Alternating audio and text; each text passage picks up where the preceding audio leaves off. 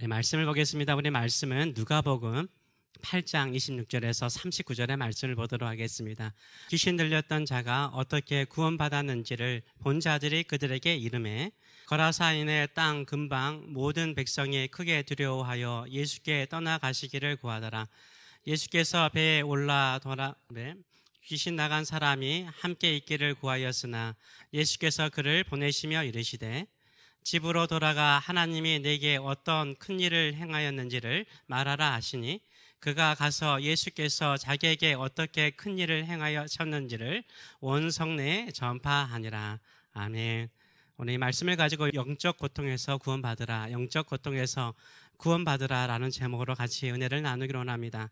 우리는 한글 성경에 나와 있는 구원, 이 구원이라는 단어가 들어있는 본문을 중심으로 구원에 대해서 살피고 있습니다.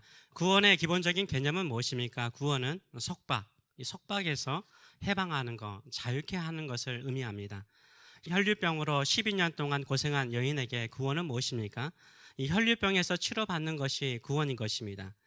혈류병 걸린 여인은요, 예수님의 겉옷만 만져도 내가 고침받을 것이라는 믿음을 가지고 예수님의 옷자락을 만졌습니다. 그래서 혈류병에서 고침을 받았습니다. 그러나 단순히 질병에서 구원받는 것으로 끝나지 않죠. 또 다른 구원이 있었습니다. 바로 예수님을 만나는 구원이죠. 생명의 주요 치유의 주님이신 예수님을 인격적으로 만나게 됩니다. 이 여인에게 첫 번째 구원은 질병에서 구원받는 것이라면 두 번째 구원은 바로 자신의 질병을 고쳐주신 예수님을 인격적으로 만나는 구원이죠. 예수님과의 인격적인 만남이 이 여인에게 두 번째 구원이 되는 거죠. 우리도 질병에서 구원받는 뿐만 아니라 이 질병을 치료하시는 우리 주님을 인격적으로 만나시는 저와 여러분 되시길 축원합니다.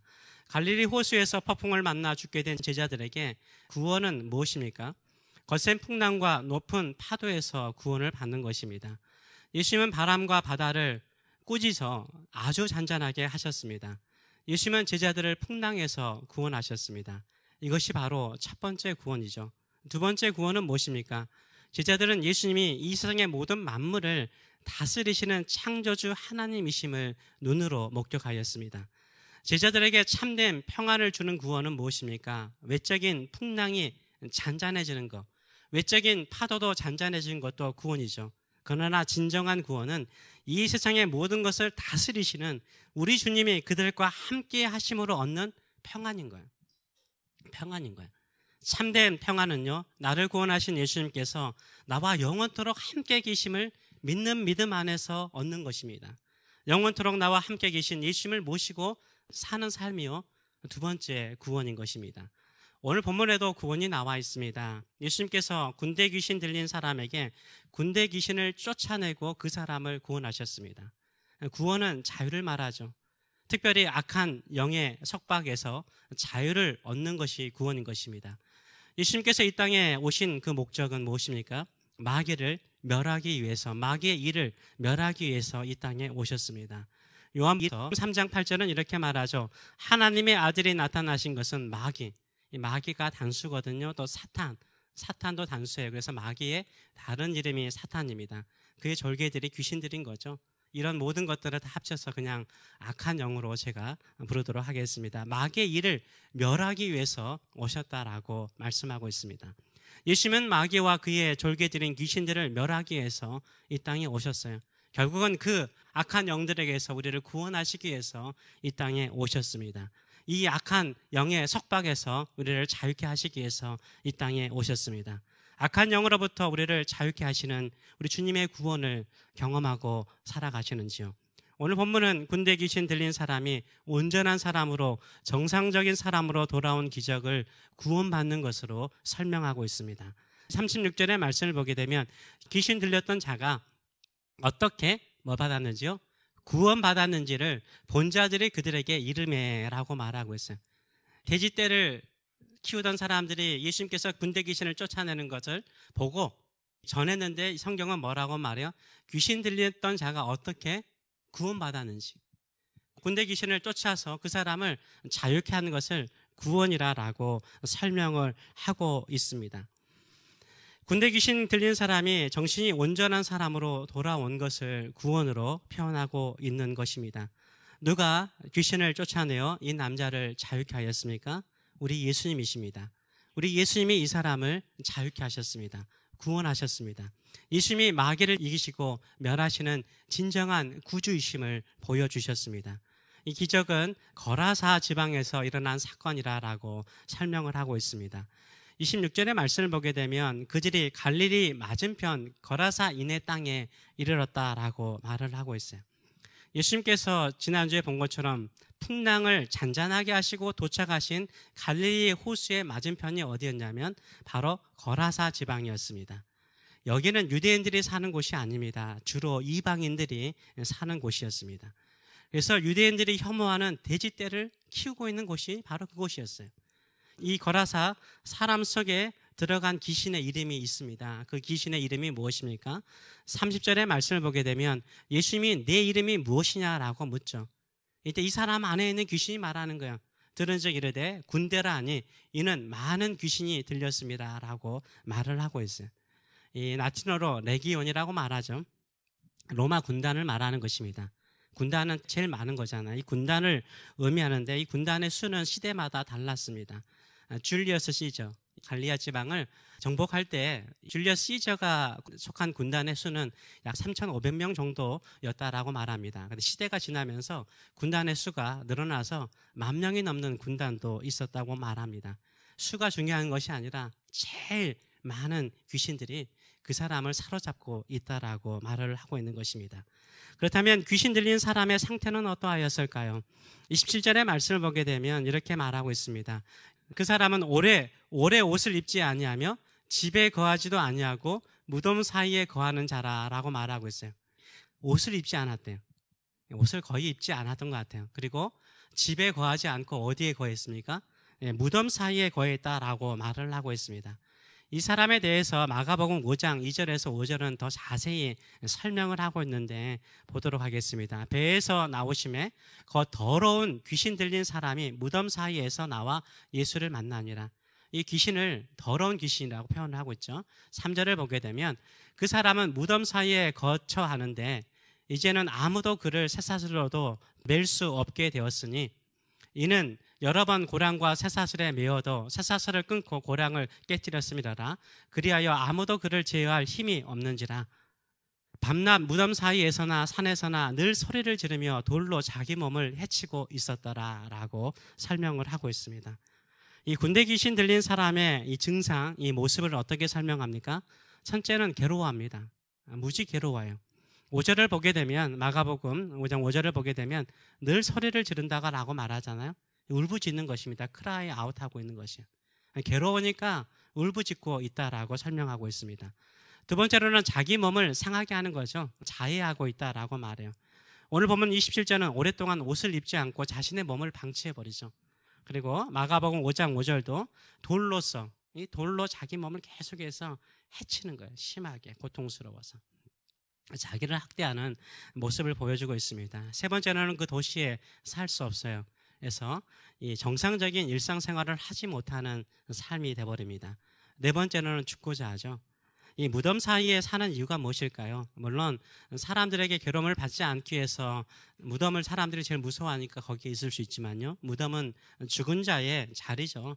늘 죽고 싶은 마음으로 견디고 있는 이 사람의 상태를 설명하고 있는 것입니다. 이 군대 귀신 들린 사람을요, 세상 사람들은 어떻게 다루죠? 어떤 방식으로 다루고 있습니까? 쇠사슬과 쇠고랑으로요, 이 사람을 묶어두고 지키는 것이었다라고 말하고 있어요. 29절의 말씀을 보게 되면 귀신이 가끔 그 사람을 붙잡았으므로 그를 쇠사슬과 고랑에 매어 지켰으되 그 맨 것을 끊고 귀신에게 몰려 광야로 나갔다. 그 광야가 무덤이었던 거죠. 이렇게 쇠사슬과 고랑으로 묶어두어도요, 그것을 풀고 나갈 정도로 힘이 있었던 거죠. 지금도 귀신 들려서 정상적인 생활을 하지 못하는 분이거나 심한 정신분열을 겪는 분들이 계시죠. 이분들은 세상에 어떻게 합니까? 주로 격리시켜서 가두곤 합니다. 보통 두 가지의 쇠고랑이 있죠.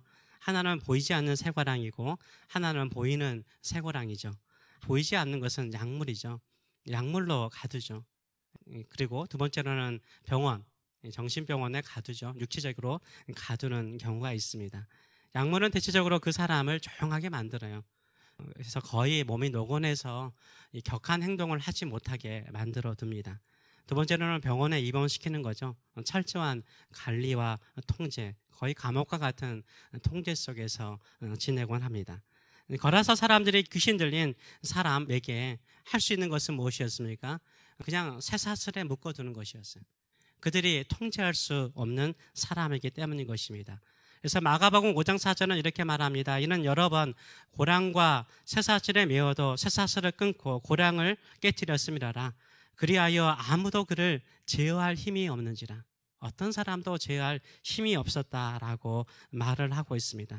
인간적인 방법으로 귀신 들린 사람을 제어할 수 없었던 거죠. 쇠사슬을 끊고 도망을 가서 옷도 입지 않고 무덤 사이에서 살면서 돌로서 자기 몸을 해하고 있었습니다. 그리고 울부짖고 있었던 것이죠. 그렇다면 왜 예수님은 이방인의 도시 거라사 지방에 왔을까요? 이미 설명한 것처럼요. 왜 갈릴리 호수의 강한 폭풍과 파도를요 한밤중에 뚫고 이방인의 도시에 오셨을까요? 배에 타고 있는 그 순간부터 폭풍을 잔잔케 하는 그 순간까지요, 우리 주님은 주무시고 계셨어요. 이 정도로 피곤한 몸을 가지고 왜 그렇게 급히 이 거라사 지방에 오셨을까요? 군대 귀신 들린 이 사람을요 구원하시기 위해서 찾아오신 거죠. 예수님의 수많은 기적, 수많은 사람을 치료하는 기적 가운데 많은 사람들은요 예수님을 찾아왔어요. 사람들이 예수님을 찾아왔습니다. 오늘 본문은요 예수님께서 직접 찾아오셔서 귀신을 쫓아내시고 그 사람을 구원하십니다. 왜요? 악령에 사로잡히는 것만큼 고통스러운 것은 없어요. 이렇게 악령에 사로잡히면요 스스로 예수님께로 찾아오기가 너무나 힘들어요. 그만큼 악령이 강력하게 그 사람을 사로잡고 있기 때문인 것입니다. 물론 신접한 점쟁이들도 있습니다. 신접한 점쟁이들은 이 정도로 괴로워하지 않아요. 이들은 이미 귀신에게 복종하기로 자신의 정신과 몸을 드린 사람들이죠. 그래서 괴롭다기보다는요 신기를 통해서, 이 귀신의 힘을 통해서요 사람들을 현혹하거나 점이나 굿을 통해서 돈을 벌고자 하죠. 그리고 두려움을 통해서 사람들을 조종하고자 합니다. 그러나 악령의 괴로움을 당하고요 벗어나고자 하는 사람들이 있어요. 좀 벗어나고 싶어 하는 사람들이 있어요. 이들은 괴로워합니다. 괴로워요. 귀신에게서 벗어나기를 원해요. 구원받기를 간절히 원해요. 자신이 아니라는 걸 알아요. 뭔가 다른 세력이 나를 막 컨트롤하고 지배하려고 하는 걸 알아요. 근데 자신의 힘으로 아무것도 할 수 없는 거예요. 오늘 본문을 좀 확대해 해석하면요, 지금은 귀신 들림과 정신병 가운데 특별히 정신분열증, 한국에서는 조원병이라고 그러더라고요. 이게 되게 어렵더라고. 나는 사람 이름인 줄 알았어요. 저도 심리학을 좀 공부한 사람인데 한국 사람들은 왜 이렇게 어려운 단어를 쓰는지 모르겠어요. 들으면 이해가 돼야 되는데 병명인지 전혀 몰랐습니다. 이 구분이 참 애매하죠. 지금도 애매합니다. 제가 정신과 의사라든가 정신과에 있는 간호사들에게도 물어봐도요 참 대답하기 힘들어 하시더라고요. 이런 정신질환과 귀신 들림을 구별하기가 참 애매해요. 경계선이 없어요. 경계선이 없는데 저도 이제 스키조프레니아, 정신분열증, 스키조프레니아 분들을 상담해 본 적이 있습니다. 환청, 주변 사람들은 듣지 못하는 거 자신들이 계속해서 듣는다고 이야기를 하시죠. 그리고 망상, 막 누군가 나귀를 쫓아온다, 나귀를 죽이려고 한다, 막 엿듣고 있다, 이렇게 망상, 과대망상이라든가 피해망상에 또 편집증까지 가지는 경우도 있습니다. 환시, 봐요. 우리가 볼 수 없는 존재를 보는 경우도 있습니다. 이 같은 이야기는 상담을 하면서 끊임없이 듣습니다. 이런 증상을 가지면서요 사회생활을 정상으로 하고요 퇴직까지 하시면서 지내는 분들이 있어요. 그냥 정상적인 생활, 직장생활까지 하신 분도 최근에 만난 적이 있어요. 그냥 퇴직하시고 지내세요. 그러니까 똑같은 그 환시를 가지는 분을 제가 만난 적이 있습니다. 제가 알기로는요 이 심한 정신분열증을 가지고 있는 분들은 대부분이 병원에 계시죠. 그리고 좀 차도가 좋아지면 집으로 보내곤 합니다. 현대 과학은요 이런 정신분열을 뇌질환으로 보는 것이 지배적인 학설이 많습니다. 뇌신경이나 호르몬의 문제로 보는 거예요. 그래서 약물 치료를 중심적으로 하려고 합니다. 물론 효과가 있습니다. 수많은 의료진의 수고를 제가 무시하고자 하는 건 아닙니다. 오해하지 않으셨으면 좋겠습니다. 그러나 그런 치료는 일시적인 치료가 참 많습니다. 평생 약물을 드셔야 되죠. 사람들이 할 수 있는 것은 매우 제한적입니다. 묶어두는 것뿐이에요. 보이는 것, 보이지 않는 것을 통해서 묶어두는 것뿐입니다. 그러나 마귀는요, 수많은 사람들을 조종하고 지배하는 방법을 쓰는데 현대에 쓰는 방법은 무엇입니까? 애매모호함이에요. 애매모호함이에요. 이 애매모호함 전략을 통해서요, 수많은 사람들의 마음과 영혼들을요, 병들게 만들어요. 괴롭혀요. 죽이려고요. 물론 정신적인 질환들이 다 귀신 들린 거라고 말할 수는 없어요. 사람들 만나고 이야기하면서 느끼는 것 중에 하나는 분명히 그분들도요, 자기가 아니라는 거예요. 다른 존재가 있는 거죠. 컨트롤할 수 없는 다른 것이 있는 것을 알 수 있습니다. 귀신과 같은 악한 영의 영향을 받고 있는 거죠. 심리적인 두려움과 염려를 통해서요, 일상이 망가지는 것을 보곤 합니다.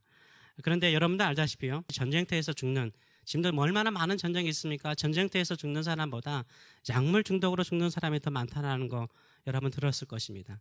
특별히 약물 중독으로 죽는 세대가요, 나이 든 세대가 아니에요. 20대, 30대예요. 인생이 공허하고 허무하고 뭔지 모르는 세상에 지배를 받으면서요, 얼마나 힘들어하는지 몰라요. 분명히 정신적으로 고통 가운데 있으면서 자기의 생명을 끊어버리는 사람들도 있곤 합니다. 이런 사람들은 거의 무덤 곁에 살고 있는 사람과 같은 거죠. 저는 이 모든 것이 내면의 고통이라고 생각합니다. 분명히 악한 영의 영향이 있는 거죠.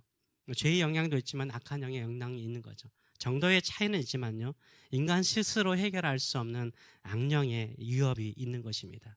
근데 이 모든 것에서 진정으로 우리를 구원하실 수 있는 분은 누구십니까? 예수님밖에 없어요. 우리 예수님밖에 없어요. 예수님만이 이 악령을 멸할 수 있고요, 이 악령에서 우리를 자유케 하실 수 있는 줄 믿습니다. 그래서 우리는 늘 간구해야 됩니다. 예수님, 갈릴리 폭풍을 뚫고 찾아오신 것처럼 영적으로 정신적으로 고통하는 자들을 찾아오시옵소서. 그들에게 찾아오시옵소서. 그들을 구원하여 주시옵소서. 자유케 하여 주시옵소서. 이렇게 간구하시는 저와 여러분 되시길 축원합니다. 오직 예수님밖에 없기 때문인 거예요. 혹시나 내 마음속에 이런 정신적인 분열은 아니더라도요, 막 죽고 싶은 마음이라든지 뭔가 다른 세력에 의해서 내가 지배받는 것처럼 느껴지십니까? 기도하세요. 예수님, 갈릴리 폭풍과 바다를 잔잔하게 하시고 건너오신 것처럼 저에게 찾아오셔서 이 악령을 쫓아내 주시고 주님이 주시는 이 자유함을 가지고 살게 하여 주시옵소서. 이런 마음이 있어야 되는 것입니다.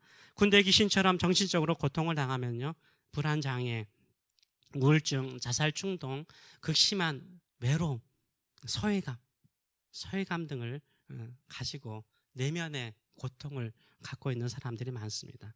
우리 주님이 오셔서 구원하셔야 됩니다. 우리에게는 한계가 있지만 우리 주님께는 능력의 한계가 없는 줄 믿습니다. 마귀의 애매모호한 전략, 나도 애매모호한 것 같아요. 그럴 때는 항상 주님 찾으세요. 주님 찾아오셔서 나를 자유케 하셔서 구원하여 주시옵소서. 이렇게 기도하시는 저와 여러분 되시길 축원합니다. 예수님께서 이 군대 귀신 들린 사람을, 오늘 본문에 막 돼지 나오고 그러잖아요. 이거 설명하지 않겠습니다. 예수님께서 이 군대 귀신 들린 사람을 자유케 하셔서 온전케 하셨습니다. 그리고 그것으로 끝난 게 아니에요. 구원은 항상 복선이 있어요. 두 가지가 양면이 있어요. 이 영적인 세력을 제압하고 쫓아내시고 난 다음에 그 사람의 마음에 청결해졌잖아요. 채워줘야 되잖아요. 예수님께서 두 번째 구원을 하세요. 뭡니까? 사명을 주세요. 이 사람에게 사명을 주세요. 삶의 목적을 줘요. 내가 귀신에서 자유함을 얻었으니까 정상적인 삶이니까 그냥 일상의 삶으로 돌아가는 것으로 이 사람의 인생을 구원하지 않으세요. 자기가 남들이 경험하지 못한 구원의 놀라운 역사를 경험했잖아요. 그 구원의 놀라운 역사를 증거하는 증인의 삶, 이 증인의 삶을 살도록 하시는 것을 볼 수 있습니다. 38절의 말씀을 보게 되면 귀신 나간 사람이 예수님과 함께 있기를 구하였으나 예수께서 그를 보내시어 파송했다는 거예요. 파송하여 이르시되, 39절의 말씀을 보게 되면 집으로 돌아가 하나님이 내게 어떻게 무슨 일? 그렇죠. 큰 일을 행하셨는지를 말하라 하시니 그 사람이 가서 예수께서 자기에게 어떻게 큰 일을 행하셨는지를 온 성내에 전파했다라고 말하고 있어요. 거라사의 모든 성에 있는 사람들에게 누가 예수님께서 자신에게 큰 일을, 어떻게 큰 일을 행하셨는가를 증거하는 삶으로 살았다라고 이야기를 하고 있습니다. 이 파송하신 분이 누구세요? 예수님이신 거죠. 이 사람은 귀신에게, 군대 귀신에게 그냥 치료받는 것으로 끝나는 게 아니에요. 예수님을 전하는 사람, 예수님께서 나에게 행하신 그 구원의 크신 일을 증거하는 인생으로 새로워졌음을 설명하고 있는 것입니다. 그런데 이 거라사가 어떤 곳이죠? 잘 사는 곳이에요. 거라사 지방은 데가볼리에 있는 지방이거든요. 데카는 10개고 폴리는 폴리스를 말합니다. 폴리스는 도시를 말하지 않습니까? 알렉산더가 정복을 하고 난 다음에 이 헬라 도시들을 만들었어요. 이 데가볼리에 10개의 도시를 만들었습니다. 여기는 상업의 도시고 교통의 요지고 중요한 곳이에요. 그러니까는 직접 다스렸어요. 근데 로마가 다시 정복을 하죠. 로마가 정복하고 난 다음에 거기에 사람들을 보내요. 누구를 보냈을까요? 군대 복무하고 나면 퇴역 군인들 있잖아요. 이 퇴역 군인들은 사는 집을 주고 연금을 줬어요. 어디로 보냈을까요? 데카폴리로 보냈어요. 거라사로 보냈어요. 이 거라사에는요, 로마 사람들이 많이 살고 있었어요. 그리고 경제적으로 넉넉하게 사는 사람이었어요. 이 거라사 지방은 어떤 지방이에요? 경제적으로 풍요로운 지방이에요. 그리고 그 왕의 도로가 지나가기 때문에 이 유프라테스 강과 이집트의 중앙에서 상업 무역을 할 수 있는 곳이었어요. 부유한 곳이었어요. 그런데 거기에요, 어때요? 정신적으로, 이건 대표적인 사람인 거죠. 정신적으로 고통하는 사람들이 많아요. 다른 데보다 모르겠어요. 이 뉴욕에 오면은 왜 이렇게 정신적으로 힘들어하는 사람이 많은지 모르겠어요. 잘 사는데, 세계적으로 제일 잘 사는 곳에 살잖아. 제일 배우는 사람들이 많잖아. 근데 왜 이렇게 정신적으로 고통하는 사람들이 많은지. 단순하게 뭐 우울증 그런 거, 불면증 그게 아니에요. 이건 보이지 않는 세력이 강하게, 아무리 물질적으로 풍요롭고 편하게 살아도요, 영적인 빈곤함은 이루 말할 수 없는 거예요. 애매모호하게요, 세상의 가치관을 따라 살면서 육신적으로는 편해지는데 영혼은 더 빈곤해져, 더 목말라가요. 성도들까지 그래요. 진정으로 여기에서 우리를 구원하실 분은 누구실까요? 우리 주 예수 그리스도밖에 없는 줄 믿습니다. 우리를 위해서 십자가에 주신 예수 그리스도께서 이 모든 악한 영적인 세력에서 우리를 자유케 하시고 우리를 평안케 하시고 예수 그리스도를 전하는 사람, 증인으로 삼아주실 줄 믿습니다. 이런 구원의 놀라운 역사를 경험하시는 저와 여러분 되시길 축원합니다. 기도하겠습니다. 오늘 시간 한번 먼저 중보기도 했으면 좋겠습니다. 혹시나 여러분 주변에 심한 우울증으로 인해서 괴로워하는 사람이 있습니까? 혹시 여러분 주변에 자살 충동에 의해서 한 번쯤은 자살을 시도해 본 분이 계시나요? 혹시나 한 번쯤은 자기 마음과 심령이 컨트롤되지 않아가지고 완전히 폐인처럼 사는 사람이 여러분의 주변에 있는지요? 그런 사람을 위해서 한번 기도합시다. 주님, 그 사람에게 찾아가셔서 구원하여 주소서, 구원하여 주소서. 그리고 그 인생에서 일어나서 내게 행하신 하나님의 크신 일을 증거하는 인생으로 제2의 구원을 경험하는 인생 될 수 있도록 축복하여 주시옵소서. 우리 같이 한번 기도하도록 하겠습니다. 우리도 예수 그리스도 안에서 거듭났고 새로워진 사람임에도 불구하고 아웃 오브 컨트롤, 감정이라든가 이 컨트롤 안 될 때가 있어요. 내가 아닌데, 나 이러고 싶지 않은데, 그런 영향을 우리가 받을 때가 많이 있어요. 막 컨트롤이 안 돼가지고 화가, 내 입에서 내가 나올 수 없는 말도, 내가 원하지 않는 말 나올 때도 있고, 막 그럴 때가 우리 있어요. 우리가 정상적인 삶을 살아가면서도 잠깐 이럴 때가 있어요. 그때마다 주님 찾아오셔서 내 마음을 다스려 주시고 내 마음의 풍랑도 잔잔하게 하여 주시고 정말로 예수님 안에서 참된 평안과 그 구원의 역사를 늘 증거하는 인생을 살아갈 수 있도록 은혜 도와여 주시옵소서. 그런 마음 한번 가지고 이 시간에 내 마음 만져주셔서 목마릅니다. 참 내가 내 뜻대로 내 마음대로 할 수 없는 내 마음이 이때가 많사오니 내 내면의 고통을 외면하지 마소서. 내 내면의 아픔을 외면하지 마시고 찾아오셔서 만져주소서, 치료하여 주소서, 구원하여 주소서. 우리 같이 한번 기도하도록 하겠습니다. 살아계신 하나님 아버지, 물질이, 편안함이, 부유함이 사람의 영혼을 고칠 수 없습니다. 사람의 내면의 괴로움을 치료할 수 없습니다. 많은 사람들이 편한 곳에 좋은 곳에 살지만 영적인 빈곤함 속에 죽어가는 영혼들이 있사오니 주여 다시 한번 하늘을 가르시고 이 땅에 내려오셔서 풍랑과 바다를 잔잔하게 하시고 한밤중에라도 건너오신 우리 주님, 이 땅에 다시 한번 마음과 정신과 삶에 피폐해진 젊은 세대들, 성도들 치료하시고 온전하게 하시고 예수님께서 나에게 찾아오셔서 나에게 크신 일을 이루신 그 구원의 놀라운 일들을 증거하는 사명을 감당하는 저들의 삶들 될 수 있도록 축복하여 주시옵소서. 이제는 주님만을 원합니다. 주님을 간절히 사모하는 자들에게 찾아오시는 하나님 아버지의 크신 사랑하심과 오늘도 마귀의 일을 멸하시고 하나님의 나라를 이루시는 우리 주 예수 그리스도의 무한하신 은총과 목마른 나의 영혼에게 찾아오셔서 성령의 충만함으로 늘 함께 하시며 악한 영을 이기게 하시는 성령의 임재하심과 교통하심이 사랑하는 성도들 머리 위에 자녀들 머리 위에 영원토록 함께 하시기를 축원하옵나이다. 아멘.